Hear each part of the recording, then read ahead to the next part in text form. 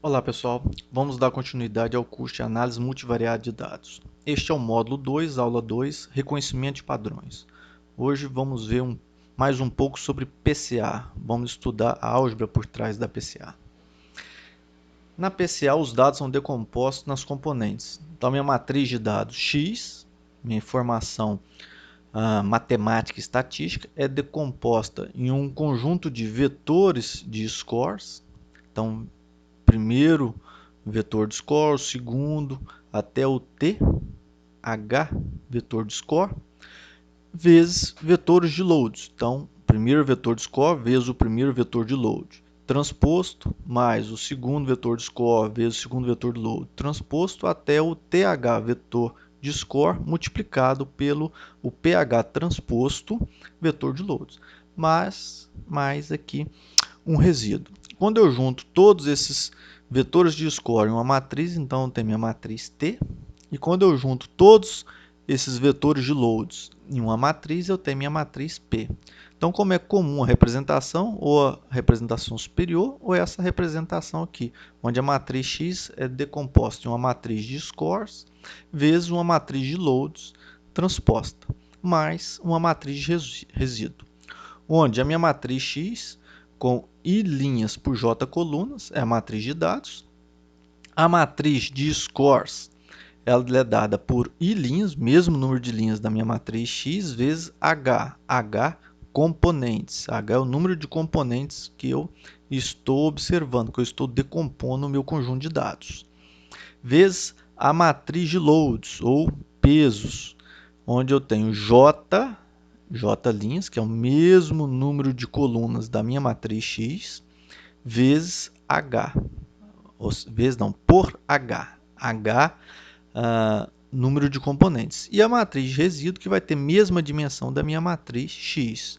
Então, o produto aqui, TP transposto, é válido, porque eu vou ter H, que é o número de colunas de T, vai ser igual ao número de linhas, porque eu vou ter P transposto, ok? E a dimensão desse produto será a mesma dimensão da minha matriz X, I linhas por J colunas. Onde, neste primeiro produto, eu tenho o meu primeiro componente principal. O segundo produto, né, o segundo vetor de score vezes o segundo vetor de load, eu tenho meu segundo componente principal. E assim por diante, até o H vetor de score vezes o Hésimo vetor de loads transposto, eu tenho meu Hésimo componente principal. A informação que não está retida aqui neste meu modelo, aqui nestes meus componentes, ela virá aqui na minha matriz de resíduo. Então, posso ver isso dessa forma. Então, eu tenho meu score vezes meu peso transposto, mais o segundo, mais o enésimo. Esses carinhas aqui são meus componentes, ou essa representação, onde aqui eu tenho duas coluninhas representando os meus vetores de score, formando a minha matriz de score, e aqui eu tenho também dois vetores linhas representando meus vetores de loads, formando minha matriz de loads transposta, ok, gente?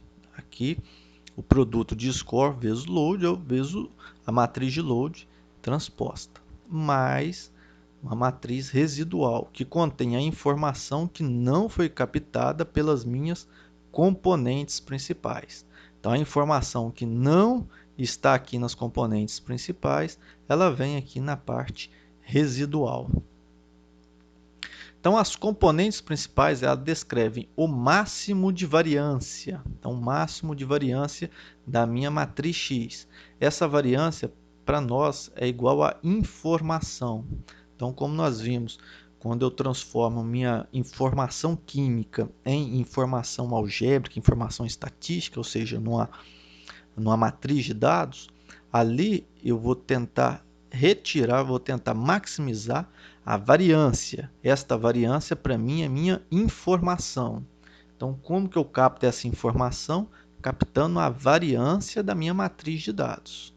Okay? E esses componentes principais são calculados em ordem decrescente de importância. Então, aqui eu tenho apenas um exemplo ilustrativo, onde eu tenho a minha componente principal. Então, aqui eu tenho a primeira componente, a segunda, a terceira, até a sétima componente. E aqui a variância explicada. Variância explicada é a quantidade de variância capturada por cada uma das componentes. E aqui percentual, ou seja, a percentagem que aquela componente está capturando em relação à soma de todas elas, ou seja, em relação ao 100%. Então, minha primeira componente principal aqui, nesse exemplo, tem 42% de variância e a variância acumulada 42%. A segunda, 30%, variância acumulada, eu somo 42 mais 30, então eu tenho 72% da informação acumulada. Então, quando eu tenho aqui um exemplo, esse conjunto com 7 variáveis, se eu olhar somente essas duas, ou seja, se eu fizer um gráfico da primeira componente pela segunda, eu vou estar observando 72% da quantidade de informação contida em todo o meu conjunto de dados, ou seja, contido na minha matriz de dados. Então, eu consigo observar em apenas dois, eu vou estar observando 72% olhando apenas dois componentes. Se eu quiser olhar em um gráfico 3D, então adicionar a terceira componente, que tem 11% de variância explicada. Somando 42 mais 30 mais 11, eu tenho um total de 83% de informação. Então, eu tenho aqui, se eu fizer um gráfico 3D, 83% da variância da minha matriz vai estar aqui nesse gráfico 3D, ou seja, 83% da informação. Então, a quarta componente, a quinta, a sexta e até a última componente, onde eu fecho aqui em 100%.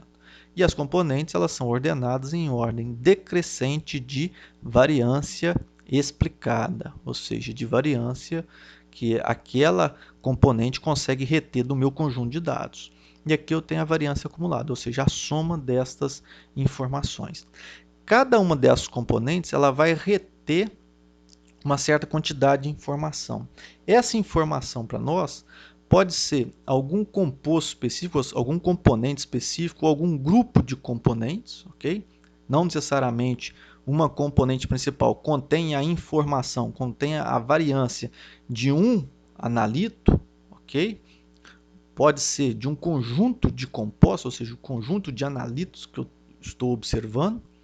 Então, até na maioria das vezes, eu vou ter que uma componente ela tem informação de um conjunto de analitos, de um conjunto de substâncias que eu estou observando. A segunda componente vai ser a segunda maior informação daquele conjunto de dados, ou seja, vai ter um outro conjunto, ou pode ter até alguns componentes que estarão na primeira, estarão também na segunda, mas essa informação é ortogonal e assim por diante. Às vezes, em alguns casos, a informação requerida, a informação que nós estamos querendo, não está nem na primeira, nem na segunda, nem na terceira. Às vezes pode estar na quarta componente.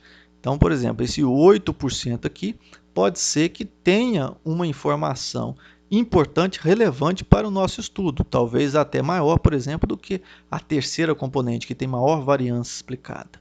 Isso vai depender de trabalho para trabalho.